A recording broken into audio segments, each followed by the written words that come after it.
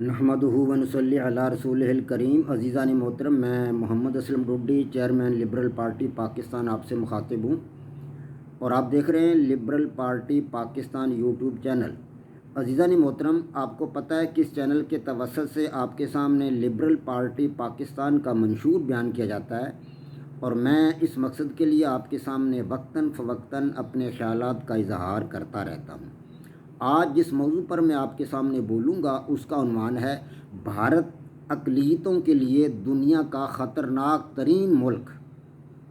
عزیزان محترم، بھارت ایک ایسا ملک ہے جہاں مختلف اقوام آباد ہیں۔ سب سے زیادہ آبادی ہندوؤں کی ہے، اس کے بعد مسلمان ہیں، پھر تیسرے نمبر پر وہاں عیسائی ہیں اور سکھ ہیں۔ اسی طرح دلت بھی ایک الگ تھلگ قوم ہی شمار کی جاتی ہے، ہیں تو وہ ہندو ہی، لیکن ہندو انہیں وہ درجہ نہیں دیتے جو اعلیٰ ذات کے ہندوؤں کو دیا جاتا ہے۔ تو گویا کہ وہاں ہندوستان کے اندر مختلف اقوام آباد ہیں اور ان اقوام کے درمیان معاشی کھینچا تانی جاری رہتی ہے۔ ہندوستان میں ان تمام اقلیتوں کو، ہندوستان کے علاوہ جتنی بھی اقلیتیں ہیں، مسلمان ہیں، سکھ ہیں، عیسائی ہیں، دلت ہیں یا اور دیگر کوئی چھوٹی چھوٹی اقوام ہیں، ان کے ساتھ ہندو جو ہے اچھا سلوک نہیں روا رکھتے۔ ان اقلیتوں پر ظلم و ستم ڈھایا جاتا ہے اور ان کو ان کے مذہبی عقائد کی ادائیگی کے لیے ان کو روکا جاتا ہے۔ مثلاً گائے کا ذبح کرنا جو ایک بہت بڑا مسئلہ ہے ہندوستان میں، مسلمانوں کو گائے ذبح کرنے کی اجازت نہیں، جبکہ مسلمانوں کے مذہب میں تو قربانی جائز ہے گائے کی۔ ہندو تو گائے کو ذبح کر کے اس کا گوشت فروخت کرتے ہیں اور بیرونی ملکوں کو ایکسپورٹ بھی کرتے ہیں گوشت گائے کا، لیکن مسلمانوں کو گائے ذبح کرنے کی اجازت نہیں۔ اگر کوئی مسلمان گائے ذبح کرتا ہے تو اسے ہلاک کر دیا جاتا ہے۔ اب پچھلے دنوں گزشتہ روز ہی وہاں پہ ایک ان کا ہے اپنا بہت بڑا سنت ہے ہندوؤں کا، سنت پرمہنس۔ سنت پرمہنس نے یہ ڈیڈ لائن دی ہے 2 اکتوبر کی، یعنی آج کی تاریخ کی، آج 2 اکتوبر ہے جو میں آپ کے سامنے بول رہا ہوں، تو آج کی ڈیڈ لائن دی ہے سنت پرمہنس نے۔ اس نے کہا ہے کہ بھارت کو ہندو ریاست قرار دیا جائے۔ یہ سنت پرمہنس کا مطالبہ ہے، ڈیڈ لائن ہے آج کی 2 اکتوبر کی ہندوستان کی حکومت سے۔ مودی سے اس نے کہا ہے کہ ہندوستان کو ہندو ریاست قرار دیا جائے اور یہاں جتنے بھی ہندو آباد ہیں انہیں اول درجے کا شہری قرار دیا جائے، اور دوسرے درجے کے شہری جو ہیں باقی ماندہ جتنی بھی اقوام ہیں ان کو دوسرے درجے کا شہری قرار دے کر ان کی شہریت کا وجود ہی ختم کر دیا جائے، یعنی ان کی شہریت ختم کر دی جائے۔ صرف یہاں ہندو رہیں، یہ ہندوؤں کا ملک ہے اور یہاں ہندوؤں کو رہنے کا حق حاصل ہے۔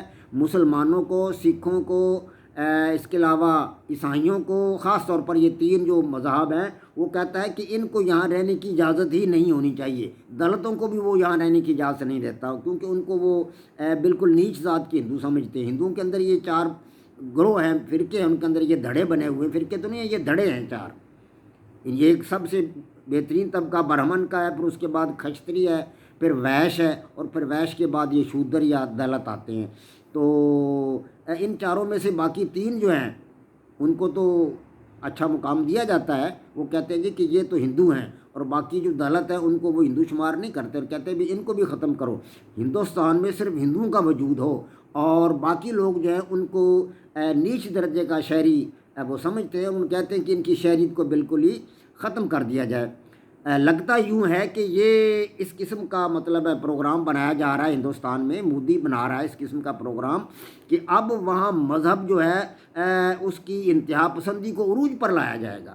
لگتا ہے، میں محسوس کرتا ہوں، مجھے اندازہ ہو رہا ہے کہ آئندہ جو الیکشن ہندوستان میں ہوں گے وہ مودی اسی نعرے پر لڑے گا کہ اعلیٰ ذات کے ہندو جو ہیں ان کو ہندوستان کی شہریت ملے گی، اور باقی جتنی اقلیتی اقوام ہیں، مسلمان ہیں، سکھ ہیں یا عیسائی ہیں، ان کو ہندوستان کی شہریت ان کی ختم کر دی جائے گی۔ جب یہ نعرہ لگایا جائے گا کہ ہندوؤں کے علاوہ باقی تمام کی شہریت کو منسوخ قرار دے دیا جائے تو ظاہر ہے پھر ووٹ تو مودی کو ملیں گے۔ اب وہاں پہ اب یہ صورتحال ہے، وہاں ووٹ حاصل کرنے کے لیے انتہا پسندانہ طرز عمل کو جو ہے نا وہ اختیار کیا جا رہا ہے، اور انتہا پسندی کی طرف یہ قوم بڑھ رہی ہے۔ وہاں اقلیتوں کا حال بے انتہا برا ہے، بھارت اس وقت اقلیتوں کے لیے دنیا کا بدترین یا خطرناک ترین ملک بن چکا ہے۔ وہاں مسلمانوں کو مارا جا رہا ہے۔ پچھلے دنوں آسام میں کتنا ظلم ڈھایا گیا، مسلمانوں کو قتل کر کے ان کی لاشوں کے اوپر لوگ ناچتے رہے، فوجی ان کی لاشوں کے اوپر ناچتے رہے، اور ان کی ویڈیو جو تھی وہ عرب ممالک میں جا کر وائرل ہوئی ہے اور دیگر کئی ممالک میں وائرل ہوئی ہے۔ وہاں مسلمانوں نے کہا کہ انڈیا کا بائی کاٹ کرو۔ اب مسلمانوں کے اندر بائی کاٹ انڈیا کا جو ہے نعرہ وہ بہت زور شور سے چل رہا ہے، اور یہ بھی وائرل ہو رہا ہے۔ افغانستان بھی اس کے ساتھ، اس نعرے کے ساتھ، بلکہ افغان طالبان اس نعرے کو اٹھایا ہے۔ اب عرب دنیا کے اندر ان کی جو ہے $162 ارب کی تجارت ہے، فقط سعودی عرب کے ساتھ $27 ارب کی تجارت ہے ہندوستان کی، تو وہ تجارت اب متاثر ہوگی اگر یہ بعد نہیں آتے۔ دوسری اقوام کو اسی طرح انہوں نے مطلب کمزور سمجھنا ہے، اسی طرح ان پر مظالم ڈھانے ہیں اور ان اقلیتوں کو انہوں نے مطلب رسوا کرنا ہے، تو پھر اس کا نتیجہ یہی ہوگا کہ بھارت کا ساتھ کوئی نہیں دے گا، بھارت کے اینٹی ہو جائیں گے سب لوگ۔ اب ایسا مسلمانوں کو احساس ہو رہا ہے، ادراک ہو رہا ہے کہ مسلمانوں پر یہ لوگ مظالم ڈھاتے ہیں۔ تو آج بھارت دنیا میں مسلمانوں کے لیے، ہندوؤں کے، عیسائیوں کے لیے، سکھوں کے لیے اور دیگر تمام اقلیتوں کے لیے دنیا کا خطرناک ترین ملک بن چکا ہے۔ 600 سکھ بیچارے ہلاک کر دیے گئے، کسان، ان سے روزی روٹی چھیننے کے لیے ایسے پروگرام وضع کر دیے گئے ہیں کہ وہ بیچارے سڑکوں پر کھڑے ہیں۔ 1.5 سال سے کسان جو ہے وہ دلی کی سڑکوں پر پھر رہے ہیں، اطراف کے بازاروں، شہروں، چوکوں میں جلسے جلوس ریلیاں نکال رہے ہیں، لیکن ابھی تک ان کی بات نہیں سنی گئی۔